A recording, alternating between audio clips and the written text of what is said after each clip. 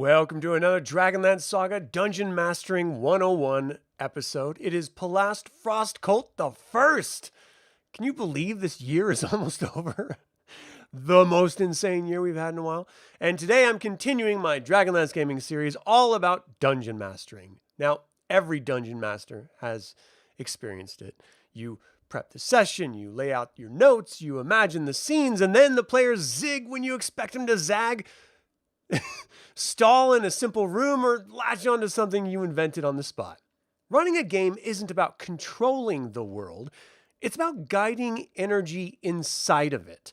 And today we're going to focus on real-world techniques that make a session flow smoothly, keep players engaged, and let you adapt without panic. Now, don't forget to like and subscribe to this channel, ring the bell, and you can support this channel by becoming a patron on Patreon or a member on this YouTube channel. And you can pick up DragonLance Media using my affiliate links in the description below. All right. So for those of you joining live, thanks. How you doing? For those of you joining after the fact, thanks. How you doing? All right, so ultimately, whenever we're thinking about running a game, we have to understand this one principle first and foremost beyond anything else. The table itself is a living system. Let me extrapolate on that idea for a second. Before you master encounters or improv, you have to accept this truth.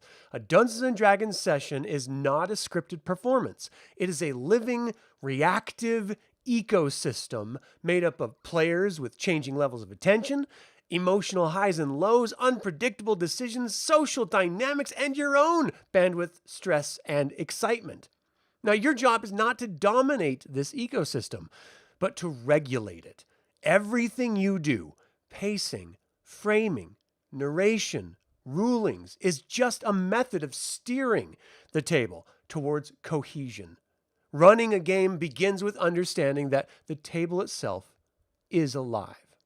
Now, there are three practical responsibilities as a DM. When the session begins, your theoretical knowledge stops mattering altogether. What matters are three practical in-the-moment responsibilities: maintaining momentum, interpreting and applying rules quickly, and delivering clear, evocative information. So let's sort of break that down a little bit more. Maintaining momentum, players should always know what's happening, what are their options, and what the stakes look like. If you don't tell players what's going on, how can they possibly react to it?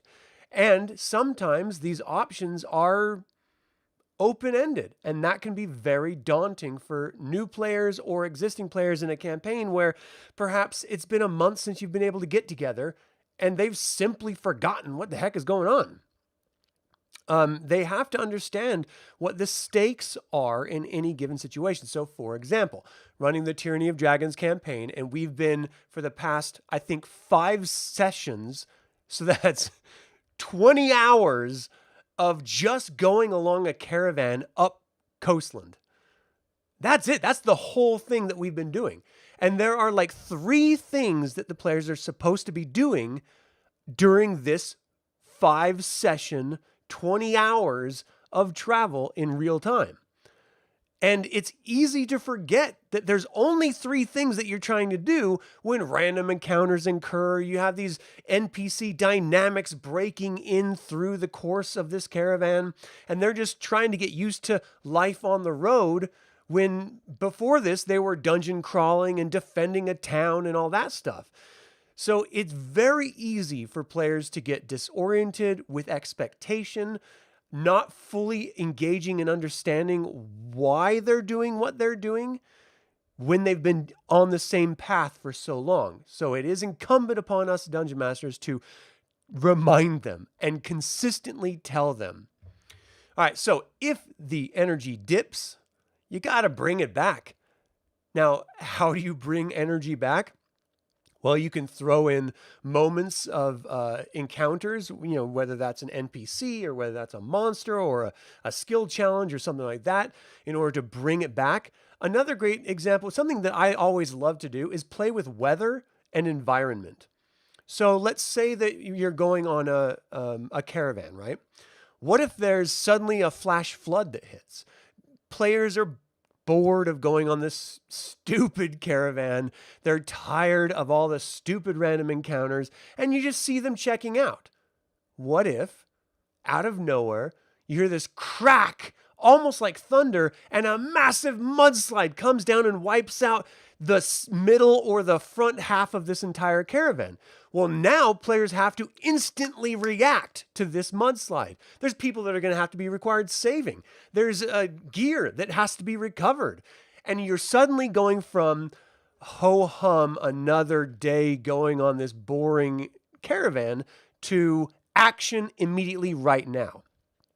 And the great thing about environmental problems is that there's not the intense threat of death immediately on the player's behalf. And so they can stop focusing on fight or flight and start to frame their brain around the idea of problem solving. And it is a different way of seeing an encounter, from problem solving to combat and overcoming combat. So focusing their mind on something different and new is a great way to bring the energy back at a table. All right, let's talk about interpreting and applying rules quickly, the second part of this whole idea of the practical responsibilities of a dungeon master. So what's important is that when you're interpreting rules, you're interpreting them quickly, not necessarily perfectly. And I've talked about this in running a game in the past, and it's that whole super focus idea of let's not really worry about whether the rules dictate the call as being 100% right, if it fits the situation and it fits the pacing that you as the dungeon master want to inject. So sometimes you're going to have to research calls, and that's, of course, a personal decision. And sometimes you're just going to say, no, I'm not going to make it. That sounds good. Let's roll with it. And then after the session, do your checking then. Go back, talk to the players about the ruling that you made, why you made it in the moment, just to keep pacing going. But in the future, that rule will be adjudicated in the following ways, X, Y, and Z. So you can always go back and correct issues if you feel like not following the rules as written is an issue. But I'll tell you, most dungeon masters don't follow rules as written. It's only when you have overbearing players or players who are dungeon masters that they insist or sort of talk back or fight the dungeon master into maintaining some sort of pre-established rule. But again, we have to always remember, if you're sitting at someone else's table, they're the dungeon master, it's their game, and you have to accept their rulings. And if you don't, take a hike. That's clearly not a table that you're comfortable at. So leave. You're providing a problem for everyone else there by arguing and fighting. So just do yourself a favor, release the anxiety of fighting with the DM, and think about the other players at the table who don't want to sit here and hear you, who you may think that you're showing that you're a great Dungeons and Dragons player because you know every rule, but really what you're doing is showing your ass, and no one wants to see it. So just move along out of those situations. And if you're the dungeon master in those situations, have the intestinal fortitude to ask them politely to leave. Say, this is not working. I'm going to have to ask you to leave. That's it. It's simple. All right. Your job is to keep the gears turning as a dungeon master, not grind the game while flipping through pages. I've done this. I know it sucks. And I have to constantly remind myself from time to time, stop doing this. Stop adjudicating everything per the rules as written and just move along. Now, the third part of the responsibilities is deliver clear, evocative information. Your narration should give players enough to imagine the scene and take action, but not have to sit through paragraphs of lore or vague emptiness. You have to explain the environment. You have to, and I've talked about this in a previous one, so I'm not going to drone on about it long, but just make sure that you're giving enough information so the players know what is going on around them, but not so much where they have to sit here, harumph, and listen. You know what I mean? Because there is a very clear difference. Hey, Gabe DeBing, I hope I said that right. Thanks for tuning in. Is a mudslide in that caravan's future? No, I hope not, but it could be. I don't know. I literally just thought of that on the fly. Cytheros, how you doing, man? You prefer to use magic to try to avoid combat and also strike deals with NPCs rather than fight them. That's always an interesting approach too, for sure. Always remember that the game is about flow, and it's your job to maintain that flow. All right. So the next thing I wanted to talk about are the 4 types of Dungeon Master decisions and how to make them fast. Every moment behind the screen is one of these 4 decisions, and they're broken down into 1, binary decisions, a yes or a no. Does it happen or does it work? Yes or no. It's that simple. 2, degree decisions. To what extent does it work? What are the effects of what happens? How well is it working? How bad is the failure? Stuff like this comes into play when I have players throw out like bags of ball bearings and you're just like, son of a... and you have to deal with the fallout. Well, how successful are those bags of ball bearings? Or if players want to do something unorthodox, they want to jump on someone and then stab them in the back a few times and then flip off during their turn. Well, how are you going to run that? Is that a yes or no decision? Is it a degree decision? Sometimes I always just let the dice do the decision making. And then, of course, there's direct decisions. Now, this is where does the scene go next? Who reacts? What changes? Meaning you are directing the actual scene and telling people how things are moving. This is, of course, arguably one of the most important parts of being a dungeon master is telling people what happens next and what's happening in the moment. But then there's also spotlight decisions. Who gets attention next? Who hasn't had a turn? You'll see me in my games bouncing around between groups or characters in different groups or in the same group, because what I'm trying to do is make sure that everyone is having something to do in some sort of comfortable pacing, right? So I don't want to cut a scene short in order to say, oh, hey, dude, back at the pond fishing, let's see if you caught anything while someone's having like a moving experience. You know what I mean? So I will hyper focus on the experience. We'll get to a point where I think there's a nice, comfortable, natural break or natural conclusion. And then I'll jump over to other people doing other things so that everyone feels like they're involved in some way, like they're contributing in some way. And this can especially be important even when one player is playing multiple characters, because you have to remember that every character is playing a pivotal role as, in my games, a hero in your story. So when one character is given the opportunity to shine a whole lot, but your other character that you're playing, maybe for a missing player or it's just a secondary character, you want to make sure that that character feels just as important as the other or the others. So make sure that you're spending time considering how the game is flowing, what characters are involved in any given moment, what players are involved, and make sure you're bringing everyone in that is not having an active moment. So ultimately, remember, there's binary decisions, yes or no, degree decisions, by how well did that perform, direction decisions, when to change scenes, what's happening during the scene, and spotlight decisions, hyper-focusing on different types of characters.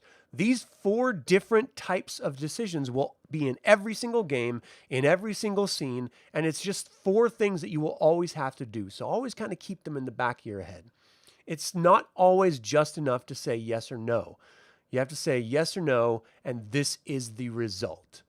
That makes an engaging game. So recognizing these categories simplifies your thinking, so you no longer have to panic. You can just choose the type of reaction and then act with it. All right, so the next part I wanted to talk about was encounter design that runs itself. Now, as you've been seeing in this entire DM101 series that I've been doing, I'm retreading some ground that I've covered, but usually what I'm doing is building upon that idea. And so you're sort of getting this, fuller view as these, at least that's my plan, as these episodes are progressing.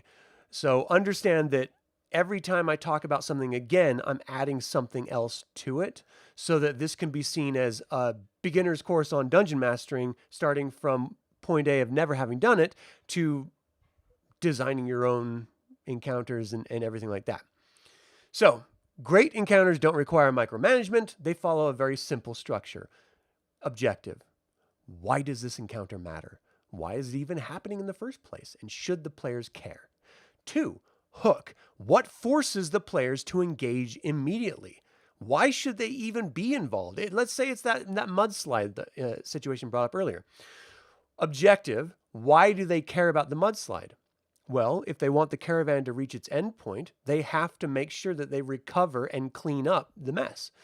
So the hook. What forces the players to engage immediately? Well, in this particular case, it's their motivation.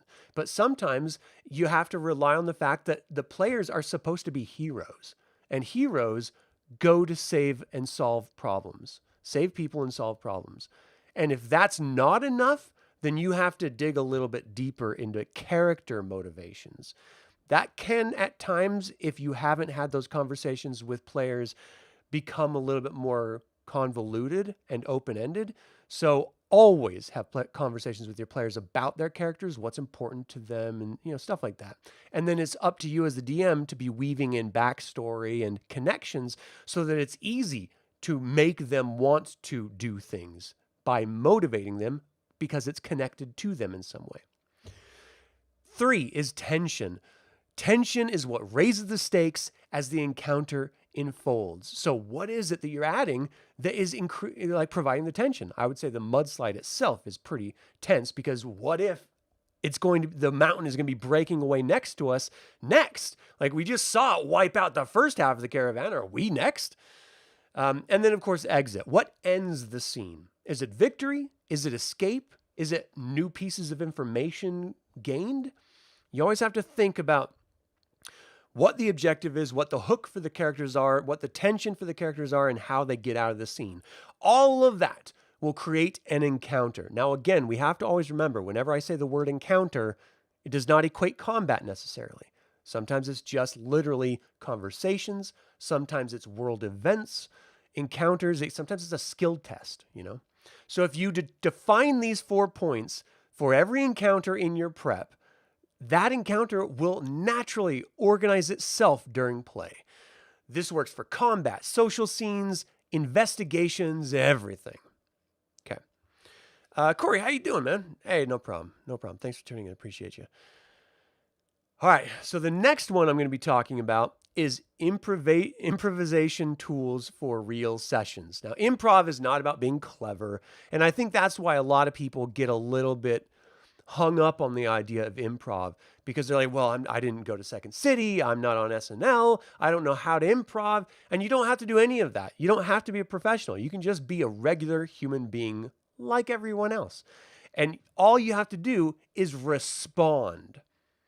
And that's really all improv is about. It's responding to what happened a moment ago. And what I like to do is put myself in the situation if I'm having trouble deciding on what to do. If someone walks up to me and slaps me across the face, what am I going to do? Well, I'm going to react. I'm either going to tackle them to the ground or I'm going to ask them why they just did that. Again, it depends on who and why and what the situation is, but you're going to have a natural reaction to something happening. So if someone is in an inn and they're talking mad smack about you and you're doing your best to hold your temper because you don't want to cause a scene, well, that's all you got to do. You just ignore them, wave it off, let the DM know that you're doing your best not to pay attention. But then they get personal. They start talking about your mom or something, Well, that changes things. How do you react to someone talking shit about your mom, right? So you always have to just, instead of thinking, oh, I've got to be an improv professional, just think, well, how would I react? Now, characters are different than you. And understanding the difference between your character and you is also going to help you then define that reaction. So here are some tools. 3 quick questions for improv tricks. When stuck, ask yourself one of these. What is the most likely thing to happen in this situation? That could be one answer. What's the most likely thing to happen? I get up, I take my mug of ale, and I crack it across their face. What's the most interesting thing to happen? I get up, I walk over to them, and I plant a big, sloppy, wet kiss on their face. It immediately shuts them up because they're shocked. They were just talking shit about me. And now I just walked over and gave them a big ass kiss. What are they going to do now? What's the most character-driven thing to happen? If you're a thief, you might not step to that person that's talking shit. If you're a warrior, maybe you do. If you're a priest, perhaps you just walk away. You know, it just depends on the type of character you're playing and how they would react. So, what's most likely going to happen? What's the most interesting thing that's going to happen? And what's a character-driven thing? Those three choices will give you great improv jumping off points. So choose based on the needs of the moment. And then, of course, we have the rule of reincorporation. If players show interest in something, a rumor, an object, a throwaway NPC, bring it back later. It feels intentional, even if it wasn't. I've done this so many times. I did it just in our last game with the doppelgangers that were these busty sort of women of the night. Their whole role was to go in and try to kill the players. The players didn't give in to that opportunity. So instead, it attacked and killed one of the caravan wagon masters. Now, this caused a whole mystery to unfold, and the doppelgangers got away. But now when they're going to look for their friend who just did something horrible and ran off, they run across these doppelgangers again. And what do? Now, the situation was set up to be a kind of a scary horror moment with this sort of aberrational, The Thing type twist. But it's something that was just a throwaway pair of encountered monsters that we didn't have to deal with again. But by bringing them back, you bring back investment, interest, and intrigue into something that could have just been, you know, a goblin or two, and it would have had the same ultimate impact, but now they're invested in it. So always, whenever someone shows interest in something that you've done or you've introduced, keep it around. I did the exact same thing with the bracelet situation. In the adventure, it's supposed to play out in a certain way, or it presents options for it being played out in a certain way. The players took an entirely different approach and pretty much forgot about it for 2 sessions. I brought it back as a little drop, as a tease, and ultimately it showed interest in the situation. It added a connection with other individuals in the caravan, and the players were invested because they had already had that connection earlier. And then, of course, the tried but true, the yes but technique. I've talked about this one in the past. This keeps the story moving, it maintains tension, and it lets players attempt anything without derailing the game. So if you want to jump on the giant's back, give me a strength roll to see if you can jump high enough. Give me an attack roll to see if you can attack. And then give me a dexterity roll to see if you can bounce off of them without any problem. You don't have to think about it. Just, okay, well, let's get some skill rolls and just have some fun. Julian, how you doing? Thanks for tuning in. All right, so the next thing I wanted to talk about was handling chaos and player surprises. This is inevitable, people. This is not an if. This is a when. Chaos will happen, and players will always surprise you. That's what makes being a dungeon master fun, is you've set up all these scenarios and situations. You got these sort of one-liner examples, descriptions of things, or maybe you're ad hocing the whole thing like I do most of the time. And then the players say, you know what? Screw that. I'm going to go do this. And you're just like, all right, let's go. And you just roll with it. It makes it wildly entertaining for you so that it's not just A to B to C to boring as hell every game. And instead it's, oh my gosh, yeah, well, let's try that. And this is how we're going to resolve that situation. And then, yes, you can definitely do that, but you're going to have to do this, and also. And it's just, it adds a whole element to the entire game that is exciting for me, and I love it. However, no matter how much you prep, players will surprise you. Good. That means they're engaged. When this happens, don't panic. Just pause. A 3-second pause feels natural and gives your brain space to stabilize. If you introduce this nice old woman who's brought cookies over to someone, and the player says, you know what, I'm going to smack the cookies out of their hand because I think that's a doppelganger.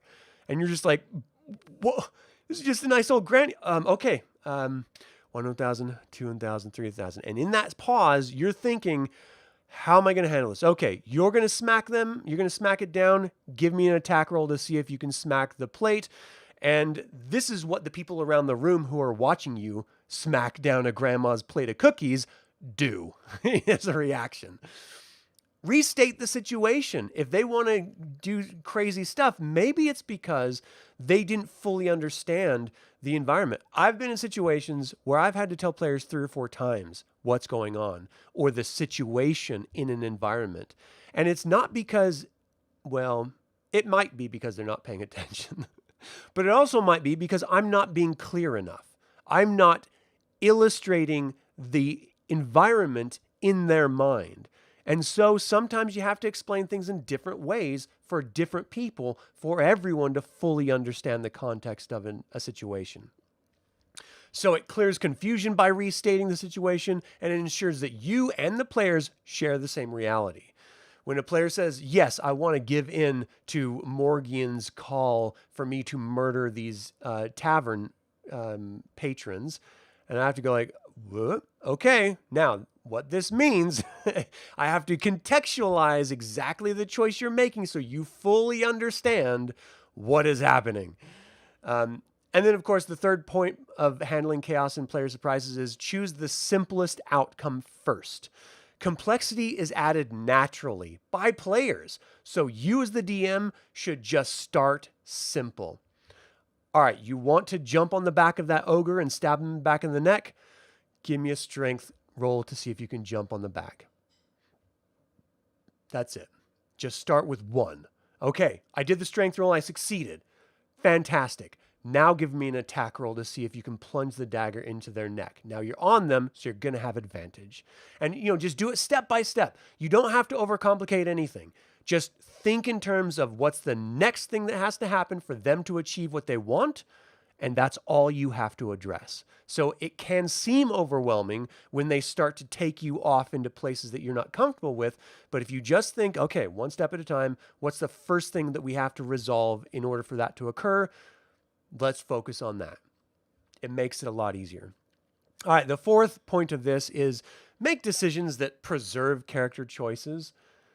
Remember that this is a shared story that you are both telling, both the players and the dungeon master.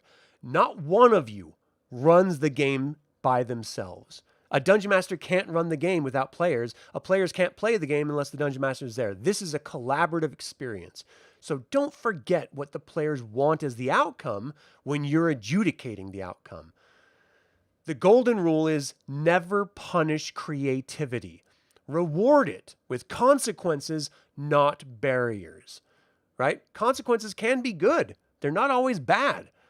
So if the guy smacks the cookies out of the hand because he thought it was a doppelganger, well, maybe that was a good creative choice because now you can actually create a doppelganger from a nice old woman. What happened to the actual nice old woman? Is she tied up? Has she been eaten already? And you can sort of jump and say, okay, yeah, it was a doppelganger. And it reaches out this long gray tendrilled hand, wraps it around your throat.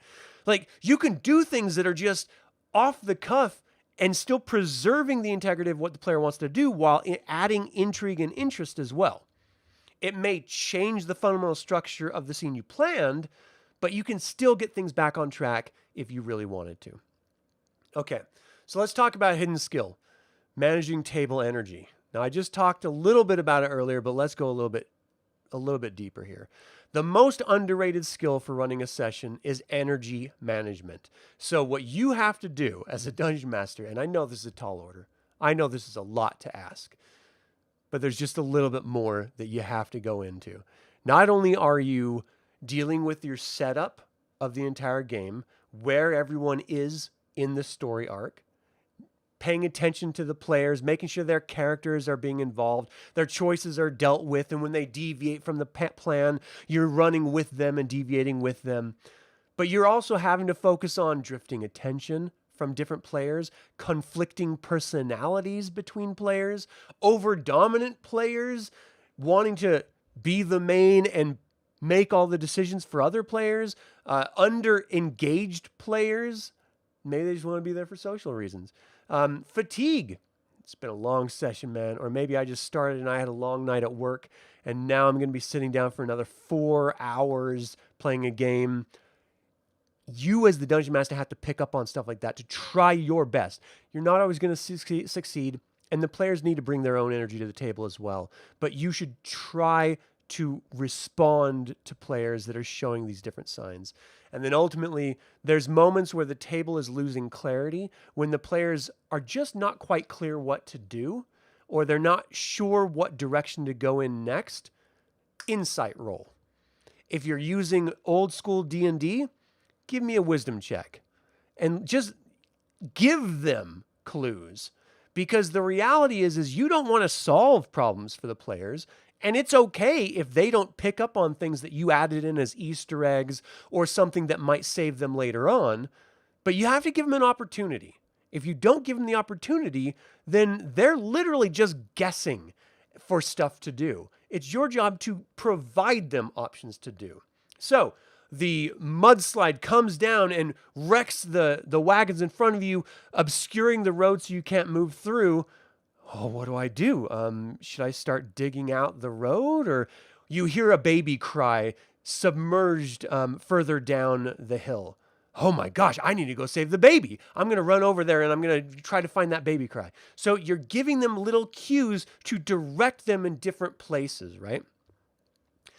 Make sure that they understand potential options to take, and that will actually help with the energy at the table. So when you do notice the energy dropping, you can intervene by raising or lowering your tone.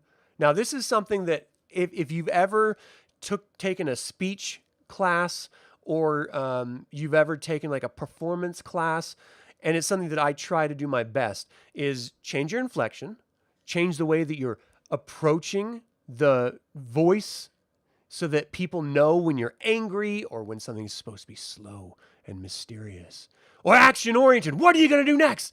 You're changing your pacing and your inflection and your octave of your voice in order to inform the characters when a lull is here happening, when excitement is happening, and they're picking up on the cues of your body language by your tonal changes.